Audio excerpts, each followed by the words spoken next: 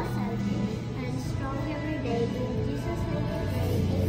Amen. Amen. And now, Hi guys! Ngayon nga lang kami ulit nakauwi dito sa baryo kaya nga ngayon lang din namin mailalabas si ate. Matataas nga na grades ang agad-agad na isinalubong niya sa amin tapos nga nag-rank up siya from top 3 to top 2.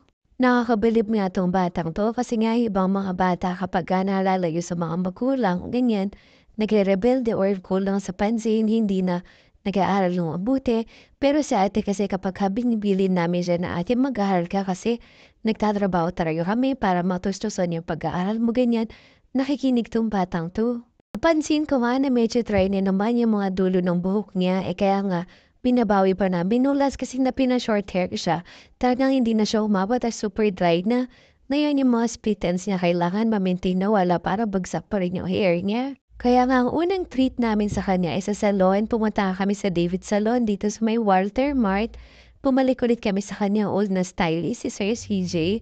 Kasi nga hiyang ni Sofia, hiyang ng buhok ni Sofia yung kamay ni Sir CJ.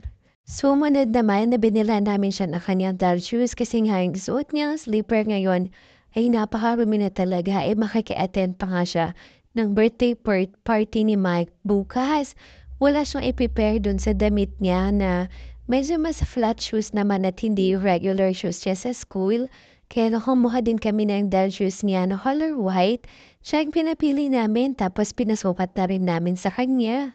Hindi pa nga kami pare-pares nakakapag-breakfast kasi nga talaga ang kala namin ay makakapunta kami dun sa may City sa Tarlac. Late ko na nga nasabi pala kay Mister kaya nga hindi sila nakashoes na tatlo, hindi na kami natuloy. Dito na lang din kami dumiretso sa may boiling shrimp kasi dito ang favorite na kainan ni Sofia kapag nandito kami sa Paniki. Ang bestseller nga nila dito itong mixed seafoods nila na madalas din naman namin na-order. Kasi nga nakakadalawang rice dito si Ate Sofia, gusto nga niyang sauce. Tapos hindi rin siya masyadong maanghang.